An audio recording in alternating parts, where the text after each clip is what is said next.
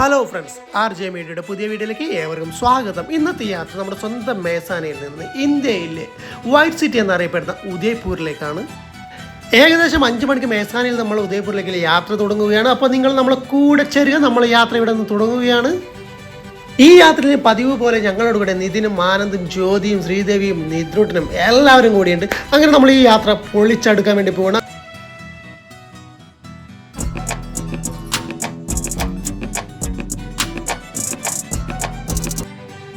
മേസാനയിൽ നിന്നും തുടങ്ങിയ ഈ യാത്ര ഉദയ്പൂരിലേക്ക് എത്തുമ്പോഴേക്കും ഏകദേശം 4 മുതൽ 5 മണിക്കൂർ സമയമെടുക്കും. ആ യാത്രയിൽ ഉടനീളം നിങ്ങൾക്ക് ആകാശത്തിൻ്റെ മനോഹര ഭംഗിയും അതുപോലെ തന്നെ റോഡിലൂടെയുള്ള ആസ്വാദകരമായ യാത്രയും കാണുവാനും ആസ്വദിക്കാനും പറ്റുന്നതാണ്.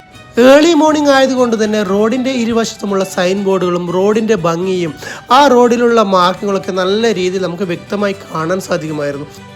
അതുപോലെ തന്നെ ഹെവി ലോഡുമായി പോകുന്ന ട്രക്കുകൾ ഞങ്ങളുടെ വാഹനത്തിന് മുന്നിലും പിന്നിലൂടെയും അതേസമയം കടന്നു പോകുന്നുണ്ടായിരുന്നു. ഉദയ്പൂർ ട്രിപ്പിൽ നമ്മൾ ഏകദേശം 2 മണിക്കൂർ ട്രാവൽ ചെയ്ത് ഒരു 2.5 മണിക്കൂർ വേണ്ടി നമുക്ക് പോകാനുണ്ട്. അതിനിടയിൽ പെട്രോൾ അടിക്കാൻ വേണ്ടി കയറിയതാണ്. ഗുജറാത്തിൽ ഇപ്പോൾ 94 രൂപ 5 പൈസ എന്ന പെട്രോൾ. അതുകൊണ്ട് നമ്മൾ വണ്ടിയിൽ ഫുൾ ടാങ്ക് അടിച്ചിട്ടുണ്ട്. അതിൻ്റെ ബില്ലും കാര്യങ്ങളും എനിക്ക് തിരക്കിലാണ് ആനന്ദ്. അങ്ങനെ പെട്രോൾ അടിച്ചതിൻ്റെ ബില്ലും കാര്യങ്ങളൊക്കെ വാങ്ങി പിന്നെ ചെറിയൊരു ഇടവേളയ്ക്ക് ശേഷം നമ്മൾ ഇവിടുന്ന് വീണ്ടും യാത്ര തുടങ്ങുകയായിരുന്നു.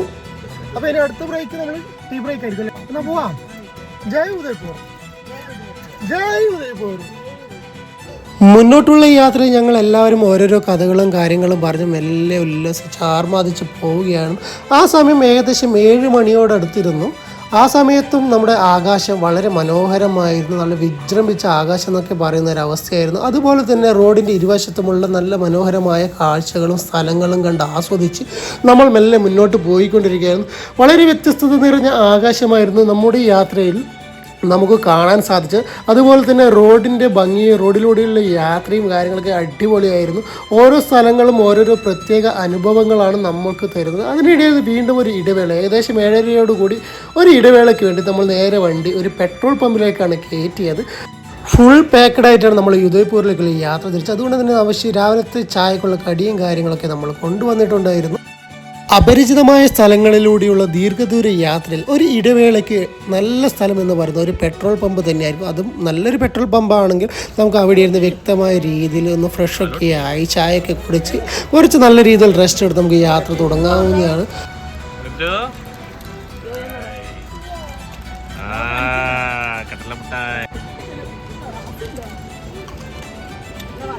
അങ്ങനെ ദീർഘദൂരത്തെ യാത്ര ശേഷം നമ്മൾ രാജസ്ഥാനിൽ എത്തിക്കഴിഞ്ഞ് അപ്പോൾ ഒരു പെട്രോൾ പമ്പ് കുറച്ച് ആൾക്കായിരിക്കുകയാണ് നമ്മൾ. അപ്പോൾ പെട്രോൾ പമ്പിൽ വന്നപ്പോഴാണ് ഇവിടുത്തെ പെട്രോളിൻ്റെ റേറ്റ് ഞാൻ കണ്ടത്. ഗുജറാത്തിൽ 94 ആയിരുന്നെങ്കിൽ ഇവിടെ 106 രൂപയാണ് പെട്രോളിൻ്റെ റേറ്റ്. ടീ ബ്രേക്കിന് ശേഷം വീണ്ടും നമ്മൾ യാത്ര തുടങ്ങുന്നതിന് മുൻപ് തന്നെ ഈ ലൊക്കേഷനിൽ നിന്നും ഒരുപാട് ഫോട്ടോസും വീഡിയോസൊക്കെ നമ്മൾ പകർത്തിയിരുന്നു. കാരണം ഓരോ ഫ്രെയിമും അതിമനോഹരമായിട്ട് തന്നെ നമുക്ക് കിട്ടിയിരുന്നു. അതുകൊണ്ട് തന്നെ കുറച്ച് നേരം ഫോട്ടോസും കാര്യങ്ങളൊക്കെ എടുത്തതിന് ശേഷമാണ് ഇവിടെ നമ്മൾ വീണ്ടും നമ്മുടെ യാത്ര തുടങ്ങുന്നത്.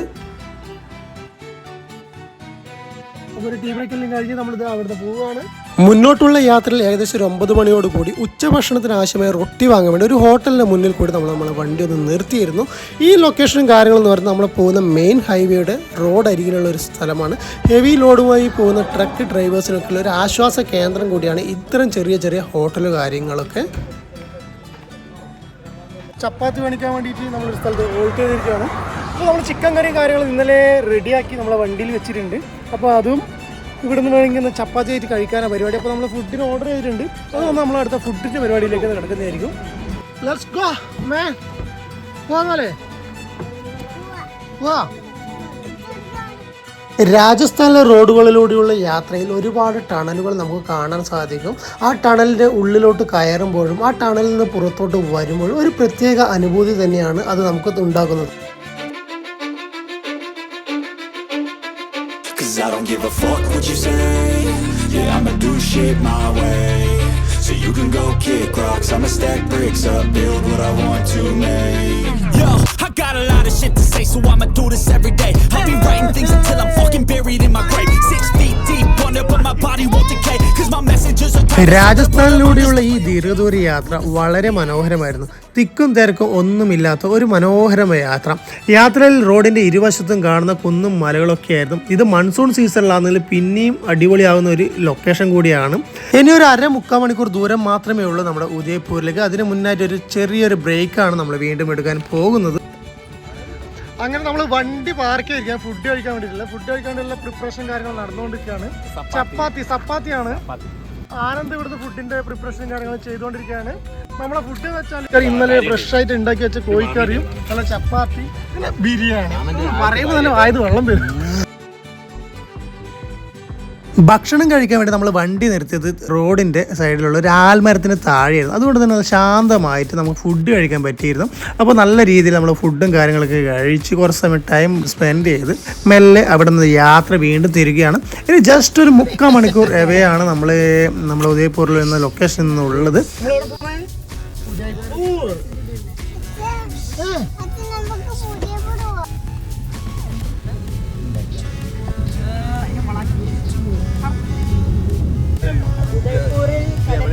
ചൂടിനെ തുടർന്ന് ആനന്ദ് ഇവിടെ സൺസ്ക്രീൻ അപ്ലൈ ചെയ്തുകൊണ്ടിരിക്കുകയാണ്.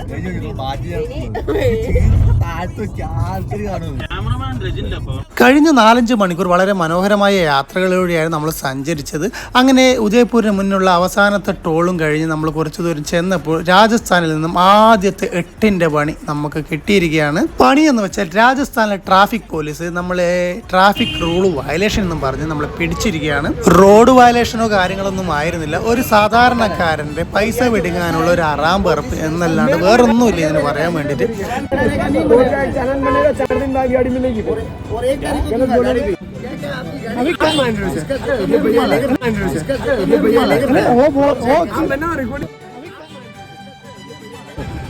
मैं नहीं चाहूँगा, आपको अच्छा नहीं लगे मैं गाड़ी डिटेन कर दूँ और आपको पैदल जाना पड़ेगा. श्रीमान जी, आप रिकॉर्डिंग चालू रखना है ना. बिल्कुल कोई दिक्कत नहीं. आप रॉन्ग साइड जाएंगे. നമ്മുടെ വാഹനം റോങ് ഡയറക്ഷൻ എൻ്റർ ചെയ്തെന്ന് പറഞ്ഞാണ് അദ്ദേഹം നാളെ ഇരുന്ന് 200 രൂപ കൈമടക്കായിട്ട് വാങ്ങിയത്. കാരണം ഈ ബൊലേറോ കയറുന്ന അതേ വഴിയിൽ തന്നെയായിരുന്നു നമ്മളും കയറിയത്. ബാക്കിയുള്ള വാഹനങ്ങൾ അതുവഴി തന്നെയായിരുന്നു പോയിക്കൊണ്ടിരുന്നത്. എന്നാൽ നമ്മളെ പിടിച്ചിട്ട് നമ്മളിന്ന് കൈമടക്ക് വാങ്ങുന്ന അവസ്ഥയിലാണ് ഉണ്ടായത്. അങ്ങനെ ഒടുവിൽ അതൊക്കെ തീർത്ത് നമ്മൾ ഹോട്ടലിൽ എത്തിയിരിക്കുകയാണ്. ഹോട്ടലിന് മുന്നിൽ എത്തിയിരിക്കുകയാണ്. ഇതാണ് പാർക്ക് ക്ലാസിക് എന്ന ഹോട്ടലാണ്. മുമ്പ് നമ്മൾ ഇവിടെ വന്നിട്ടുണ്ടായിരുന്നു, ഞാനും ആനന്ദും കൂടിയിട്ട്. ഹോട്ടലിലെത്തി നമ്മൾ ലഗേജും കാര്യം റൂമിൽ കൊണ്ടുവച്ച് പെട്ടെന്ന് തന്നെ ഫ്രഷായി ഇറങ്ങുകയാണ് ചെയ്തത്. ഉദയ്പൂർ പാലസിലേക്കാണ് അടുത്ത ലക്ഷ്യം. അതുകൊണ്ട് തന്നെ നമ്മൾ വണ്ടി എടുത്ത് ഉദയ്പൂർ പാലസിന് മുന്നിലേക്ക് പോയി. എന്നാൽ അവിടെ ഭയങ്കര തിക്കും തിരക്കായിരുന്നു. കിട്ടിയൊരു സ്പേസിൽ നമ്മൾ വണ്ടി വെച്ച് നമ്മൾ നടക്കുകയാണ്. അതുകൊണ്ട് വണ്ടിയായിട്ട് എടുത്ത് വരുന്നവരോട് ഒരു ഉപദേശം, വണ്ടി എടുത്ത് വരാതിരിക്കുക എന്നുള്ളത്. മാക്സിമം നിങ്ങൾ ഇവിടുത്തെ ഓട്ടോ അല്ലെങ്കിൽ സ്കൂട്ടർ ഉപയോഗിക്കുന്നതായിരിക്കും നല്ലത്. കാരണം അത്രയും തിരക്കും കാര്യങ്ങളാണ് ഉദയ്പൂർ പാലസിന് മുന്നിലുള്ള ഈ റോഡിൽ. അങ്ങനെ വണ്ടി പാർക്ക് ചെയ്ത് നമ്മൾ നേരെ ഉദയ്പൂർ പാലസിൽ ലക്ഷ്യമാക്കി നടക്കുകയാണ്.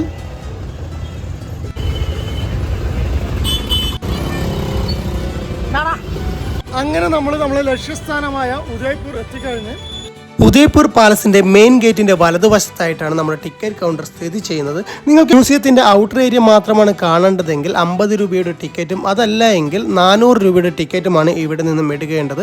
അതുപോലെ തന്നെ കുട്ടികൾ, സീനിയർ സിറ്റിസൺ, ഡിഫൻസിൽ വർക്ക് ചെയ്യുന്ന ഇവർക്കൊക്കെ ഡിസ്കൗണ്ട് റേറ്റിൽ നിങ്ങൾക്ക് ഇവിടുന്ന് ടിക്കറ്റ് എടുക്കാവുന്നതാണ്. ഇവിടെ ക്യാഷ് മാത്രം നിങ്ങൾക്ക് പേയ്മെൻറ്റ് മെത്തേഡായിട്ട് ഉപയോഗിക്കാൻ പറ്റും. No online payment. അതുകൊണ്ട് വരുന്നവരിലൊക്കെ ക്യാഷ് എടുത്ത് വരാൻ വേണ്ടി പ്രത്യേകം ആലോചിക്കുക. നമ്മളെടുത്ത് ടിക്കറ്റ് അവിടുത്തെ സെക്യൂരിറ്റി ജീവനക്കാരൻ വെരിഫൈ ചെയ്തതിന് ശേഷം നമ്മൾ നേരെ ഉദയ്പൂർ പാലസ് ലക്ഷ്യമാക്കി നടക്കുകയാണ്. അപ്പോൾ നടക്കാൻ ഇത്തിരി ദൂരമുണ്ട്. ആ വഴിയിൽ നിങ്ങൾക്ക് മനോഹരമായി അലങ്കരിച്ച ചെടികൾ കാണാൻ പറ്റും. അതുപോലെ തന്നെ സ്ട്രീറ്റ് ലൈറ്റുകളൊക്കെ കാണാൻ പറ്റും. അങ്ങനെ മ്യൂസിയം ടിക്കറ്റ് എടുത്തിട്ട് നമ്മൾ നേരെ മ്യൂസിയത്തിലേക്ക് പോയിക്കൊണ്ടിരിക്കുകയാണ്. ദൂരെ നിന്ന് കാണുമ്പോൾ തന്നെ വളരെ അടിപൊളി മനോഹരമായിട്ട് കാണാം അല്ലേ. അതുപോലെ പൈസയും ചാർജ് ഇത്തവണ വരുമ്പോൾ കൂടുതലായിട്ട് കണ്ടത്, കഴിഞ്ഞ തവണ വന്നപ്പോൾ 350 രൂപയായിരുന്നു, ഇത്തവണ 450 രൂപയായി. മുന്നോട്ടുള്ള യാത്രയിൽ നിങ്ങൾക്ക് റോഡിൻ്റെ ഒരു വശത്ത് മനോഹരമായ പാലസിൻ്റെ ചില ഭാഗങ്ങൾ കാണാൻ സാധിക്കും. അതുപോലെ തന്നെ മറ്റൊരു സൈഡിൽ ലേക്കും. ഈ ലേക്കിൻ്റെ ഒത്ത നടുക്കാണ് നമ്മുടെ താജ് ഹോട്ടൽ സ്ഥിതി ചെയ്യുന്നത്. ഇന്ത്യയിലെ വൈറ്റ് സിറ്റി എന്നറിയപ്പെടുന്ന ഉദയ്പൂർ ലേക്ക് സിറ്റി എന്നും അറിയപ്പെടുന്നുണ്ട്. കാരണം ഒരുപാട് ലേക്കുകളാൽ പ്രസിദ്ധമാണ് നമ്മുടെ ഉദയ്പൂർ. ഒരുപാട് ആളുകൾ ഇവിടെ വന്നു പോകുന്നുണ്ട് ഈ പാലസ് കാണാനും ആസ്വദിക്കാനൊക്കെ ആയിട്ട്. സംഭവം പുറമേ കാണാൻ നല്ല ഭംഗിയും കാര്യങ്ങളൊക്കെ ഉണ്ട്. കുറച്ച് നേരം നടന്നതിന് ശേഷം നമ്മൾ പാലസിൻ്റെ ഫ്രണ്ടിൽ എത്തിയിരിക്കുകയാണ്.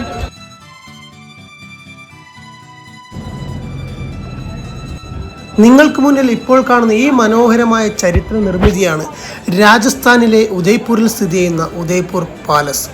ഉദയ്പൂർ പാലസിൻ്റെ മുന്നിൽ നിന്നും കാണുന്ന ഓരോ ദൃശ്യങ്ങളും ജീവിതത്തിൽ ഒരിക്കൽ പോലും നിങ്ങൾ മറക്കാൻ ആഗ്രഹിക്കാത്ത വണ്ണം മനസ്സിൻ്റെ ഉള്ളിൽ ആഴത്തിൽ പതിയുന്നതാണ്. അത്രയും മനോഹരമായ ചിത്രങ്ങളാണ് നമ്മൾ പകർത്തുന്ന ക്യാമറ കണ്ണുകളിലൂടെ നമ്മുടെ ജീവിതത്തിലേക്കും ആഴ്ന്നിറങ്ങുന്നത്.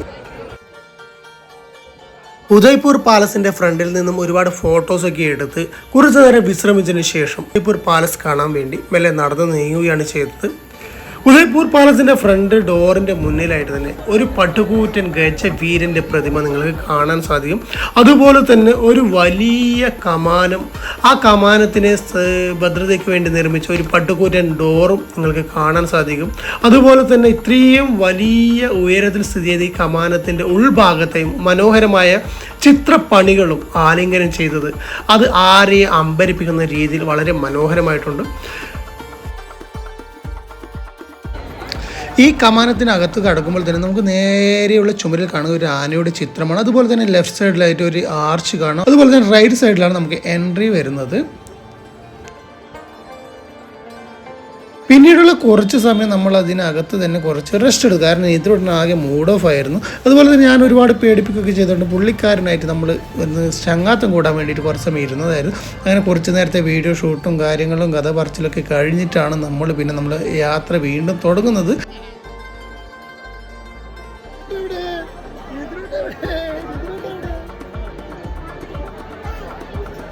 ഉദയ്പൂർ പാലസിന് അകത്ത് കടന്നാൽ നിങ്ങൾക്ക് അവിടുത്തെ ചുമരുകളിൽ ഒരുപാട് ചിത്രങ്ങൾ കാണാൻ സാധിക്കും.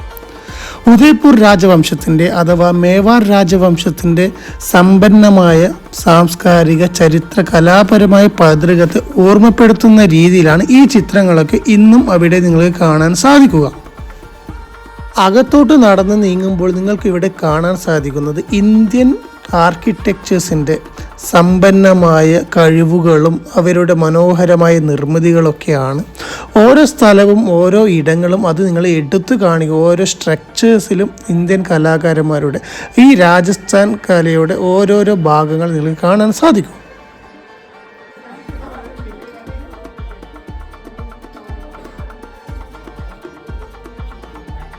പാലസിനകത്ത് പല വഴികളും ഇടുങ്ങിയതും ചെറുതും ആർച്ചുകളോട് കൂടിയ നീളം കുറഞ്ഞതുമായ കൺസ്ട്രക്ഷൻ വർക്കുകളോട് കൂടിയുള്ളതാണ്.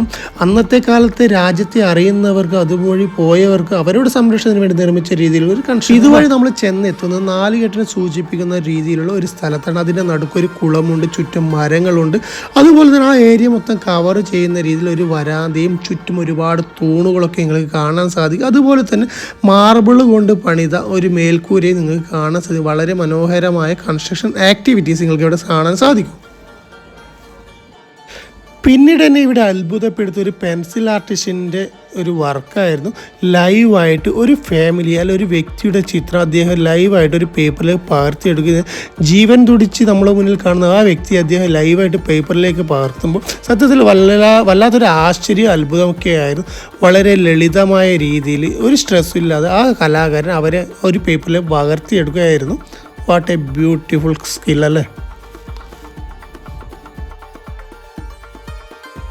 ഇവിടെ എങ്ങോട്ട് തിരിഞ്ഞാലും ഞങ്ങളെ പോലെയുള്ള ഒരുപാട് ആൾക്കൂട്ടത്തെ നിങ്ങൾക്ക് കാണാൻ സാധിക്കും. പല രാജ്യത്തിൽ നിന്നും പല ഇടങ്ങളിൽ നിന്നും പല ദേശത്തിൽ നിന്നും നമ്മുടെ ചരിത്രത്തെ മനസ്സിലാക്കാനും ആസ്വദിക്കാനും വന്ന ഒരുപാട് പേർ. ഇവിടുത്തെ കൺസ്ട്രക്ഷൻ വർക്കിൽ മെയിനായിട്ട് ഇവർ ഉപയോഗിച്ചത് മാർബിൾ, ടൈൽസ്, ലൈം സ്റ്റോൺ എന്നിവയാണ്. അതുപോലെ തന്നെ ഇവിടുത്തെ മിററുകളിലൊക്കെ വളരെ വർണ്ണശലഭമായ കളറുകളാണ് ഉപയോഗിച്ചിട്ടുള്ളത്. അതുകൊണ്ട് ഒരു പ്രത്യേക ഭംഗി, ഒരു ആസ്വാദന തലത്തിൽ നിങ്ങൾക്ക് കിട്ടുന്നതായിരിക്കും.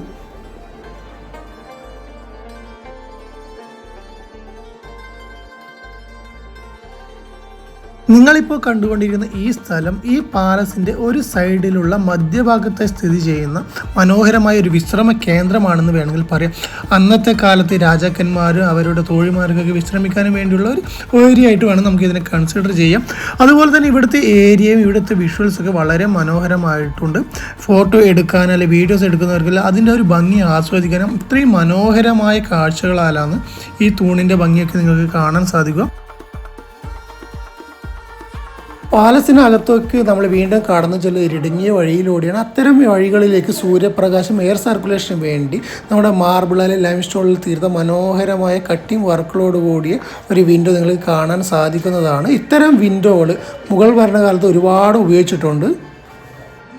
ഇവിടെ നിന്ന് നിങ്ങൾ ഓരോ ഏരിയയിലേക്ക് പോകുമ്പോഴും അതിമനോഹരമായ ചിത്രങ്ങൾ അല്ലെങ്കിൽ ഒരു മനോഹരമായ വിഷ്വൽസ് ഉൾക്കൊള്ളുന്ന ഒരുപാട് ചുമരുകളും കാര്യങ്ങളൊക്കെ നിങ്ങൾക്ക് കാണുക. അതിമനോഹരമായ കളറിങ്ങും കാര്യങ്ങളൊക്കെ അലങ്കരിച്ചുകൊണ്ടാണ് ഇന്ന് ഈ പാലസ് ഇവിടുത്തെ അതോറിറ്റി മെയിൻറ്റെയിൻ ചെയ്ത് കൊണ്ടുപോകുന്നത്. ഓരോ ചുമരുകളിൽ അന്നത്തെ കാലത്തുള്ള ഓരോ ചരിത്രപരമായ വിഷ്വൽസ് നിങ്ങൾക്ക് കാണാൻ സാധിക്കും. അതുപോലെ തന്നെ ഇവിടെ കാണുന്ന ഈ പച്ച ചുവപ്പ് നിറത്തിൽ ലൈറ്റുകൾ ഒരു പ്രത്യേക അനുഭൂതി തന്നെയാണ് ഇവിടെ നിങ്ങൾക്ക് ഉണ്ടാക്കുന്നത്. അതുപോലെ തന്നെ ഫോട്ടോ എടുക്കുമ്പോഴായാലും അതിനൊരു പ്രത്യേക ഭംഗി നിങ്ങൾക്ക് കിട്ടുന്നതായിരിക്കും. ചരിത്രപരമായിട്ട് നോക്കുകയാണെങ്കിൽ ഒരുപാട് കാര്യങ്ങൾ നിങ്ങൾക്ക് ഇവിടെ കാണാനും മനസ്സിലാക്കാനും അറിയാനൊക്കെ ഉണ്ട്. അന്നത്തെ കാലത്ത് അവർ ഉപയോഗിച്ച് പോയി അവർ ജീവിച്ചിരുന്ന ആ കാലത്തെക്കുറിച്ച് നമുക്ക് മനസ്സിലാക്കി തരുന്ന ഒരുപാട് കാര്യങ്ങളാണ് നിങ്ങൾക്ക് ഇവിടെ കാണാൻ കഴിയുന്നത്. നിങ്ങളിപ്പോൾ കണ്ടുകൊണ്ടിരുന്ന ഈ ഒരു ഏരിയയാണ് ശീഷ് മഹൽ എന്ന് പറയുന്നത്. ശീഷ് എന്ന് വെച്ചാൽ കണ്ണാടി, അത് കണ്ണാടി കൊണ്ട് അലങ്കരിച്ച ഒരു മുറി എന്നാണ് ഇതിന് അർത്ഥം വരുന്നത്. അന്നത്തെ കാലത്തെ രാജാക്കന്മാരൊക്കെ ഉപയോഗിച്ച് പോന്നിരുന്ന ഒരു കണ്ണാടിയുടെ ഒരു റൂം, അതായത് കണ്ണാടി മുഖചിത്രങ്ങളൊക്കെ അലങ്കരിക്കാനും മേക്കപ്പ് ചെയ്യുമ്പോൾ ഉപയോഗിച്ചിരുന്ന ഒരു റൂമായിട്ട് വേണം നമുക്കിതിനെ കാണാം. അതുപോലെ തന്നെയാണ് ഇവിടുത്തെ ഓരോ മേൽക്കൂരകളിലും കാണുന്ന ചിത്രപ്പണികൾ വളരെ മനോഹരമായ രീതിയിൽ അന്നത്തെ കാലത്ത് ഇതൊക്കെ അവർ ചെയ്തെടുത്തെന്ന് പറയുമ്പോൾ തന്നെ ഒരു അത്ഭുതമായിട്ടാണ് ഇതൊക്കെ കാണാൻ സാധിക്കുന്നത്. ഉദയ്പൂർ പാലസിലൂടെ നിങ്ങൾ നടന്നു പോകുമ്പോൾ നിങ്ങൾക്ക് കാണാൻ സാധിക്കുന്ന ഒരു രാജസ്ഥാൻ കൾച്ചറും അതുപോലെ തന്നെ മുഗൾ ഭരണകാലത്തെ അവരുടെ ഒരു കൾച്ചറും സംയോജിപ്പിച്ചുകൊണ്ടുള്ള ഒരു കൺസ്ട്രക്ഷൻ വർക്കായിരിക്കും. അതിമനോഹരം എന്ന് തന്നെ എടുത്തു പറയേണ്ട രീതിയിൽ അത് ഓരോ പുരാതന കാലത്ത് ഓരോ കൺസ്ട്രക്ഷൻ ആക്ടിവിറ്റീസിന് അല്ലെങ്കിൽ അവിടുത്തെ എഞ്ചിനീയർ വർക്ക്സിനെ ഓർമ്മപ്പെടുത്തുന്ന രീതിയിലാണ് ഇവിടുത്തെ ഓരോ കൺസ്ട്രക്ഷൻ ആക്ടിവിറ്റീസും നിങ്ങൾക്ക് കാണാൻ സാധിക്കുക. ഇവിടുത്തെ ഉദയ്പൂർ പാലസിൽ നിന്ന് നിങ്ങൾ സൂക്ഷിച്ചു നോക്കിയാൽ ലേക്ക് പിച്ചോളയിൽ സ്ഥിതി ചെയ്യുന്ന മനോഹരമായ താജ് ഹോട്ടലും അതുപോലെയുള്ള ബിൽഡിങ്ങും കാര്യങ്ങളൊക്കെ നിങ്ങൾക്ക് കാണാൻ സാധിക്കും. പിന്നീട് നമ്മൾ കുറേ നേരം നമ്മൾ തന്നെ ഒരുപാട് ഫോട്ടോസും കാര്യങ്ങളൊക്കെ എടുത്തു. കാരണം നല്ല ലൈറ്റിംഗ് ഉള്ളതുകൊണ്ട് തന്നെ ഇവിടുന്ന് പകർന്ന വീഡിയോസിനും ഫോട്ടോസിനും ഒരു പ്രത്യേക വൈബായിരുന്നു.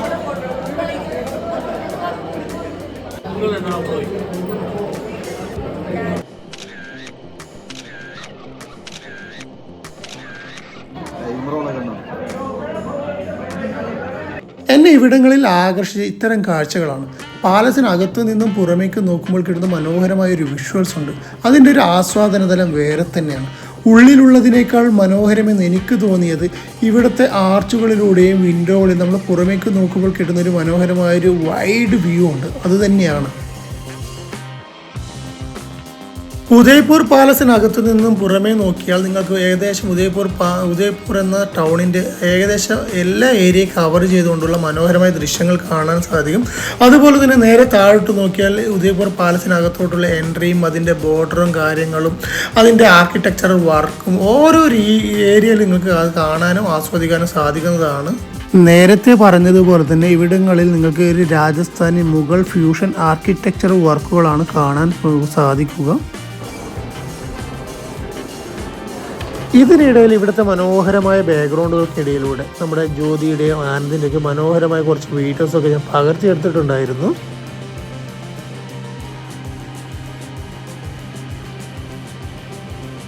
നിങ്ങളിപ്പോൾ കണ്ടുകൊണ്ടിരിക്കുന്ന ചായ തിളപ്പിക്കുന്നതല്ല, എന്നാൽ അന്നത്തെ കാലത്ത് ഉപയോഗിച്ചിരുന്ന ആ പാത്രത്തെ അതിമനോഹരമായ രീതിയിൽ അവർ അസംബിൾ ചെയ്ത് ഒരു ഡിസ്പ്ലേ ചെയ്തിരിക്കുകയാണ്.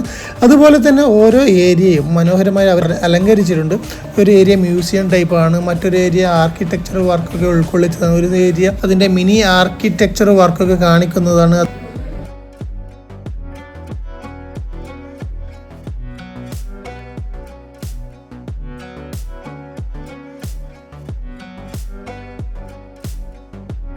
ചരിത്രത്തെ അറിയാനും ആസ്വദിക്കാനും ആഗ്രഹിക്കുന്നവർ ഒരിക്കലെങ്കിലും വന്നു പോകേണ്ട ഒരിടമായിട്ടാണ് ഉദയ്പൂർ പാലസിനെ കുറിച്ച് എനിക്ക് പറയാനുള്ളത്. ഇവിടെ വന്നാൽ നിങ്ങൾക്ക് പുരാതനമായ ഇന്ത്യൻ മാപ്പ് അടക്കം ഒരുപാട് കാര്യങ്ങൾ കാണാൻ സാധിക്കുന്നതായിരിക്കും.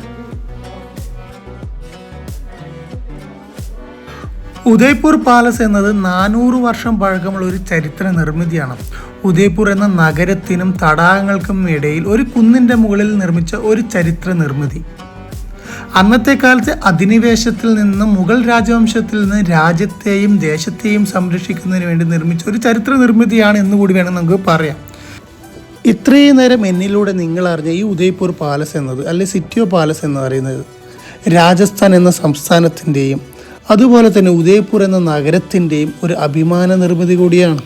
അന്നത്തെ കാലത്തെ രാജകീയതയുടെയും സാംസ്കാരികതയുടെയും സമ്പന്നതയുടെയും നിലനിന്ന് പോകുന്ന ഇന്നത്തെ ഒരു ചരിത്ര നിർമ്മിതി, ആരും അറിഞ്ഞിരിക്കേണ്ട, കണ്ടിരിക്കേണ്ട, മനസ്സിലാക്കിയിരിക്കേണ്ട ഒരു അടിപൊളി ചരിത്ര നിർമ്മിതി. ഉദയ്പൂർ പാലസ് എന്നത് മനോഹരമായൊരു ടൂറിസ്റ്റ് ഡെസ്റ്റിനേഷനാണ്. സോ എല്ലാവരും വരിക. അപ്പോൾ ഇവിടെ നിന്ന് പുറത്തിറങ്ങിയതിന് ശേഷം നമ്മളേതായ കുറച്ച് ഫോട്ടോസും കാര്യങ്ങളൊക്കെ എടുക്കാനുള്ള തിരക്കിലായിരുന്നു. അതിനിടയിൽ ഞാൻ നിതിൻ്റെയും ശ്രീദേവിയുടെ ഒരു പ്രണയരംഗങ്ങൾ എനിക്ക് ചിത്രീകരിക്കുന്ന കഷ്ടപ്പാടിലായിരുന്നു. അതിൻ്റെ വീഡിയോസൊക്കെ ഇതിൻ്റെ കൂടെ തന്നെയുണ്ട്.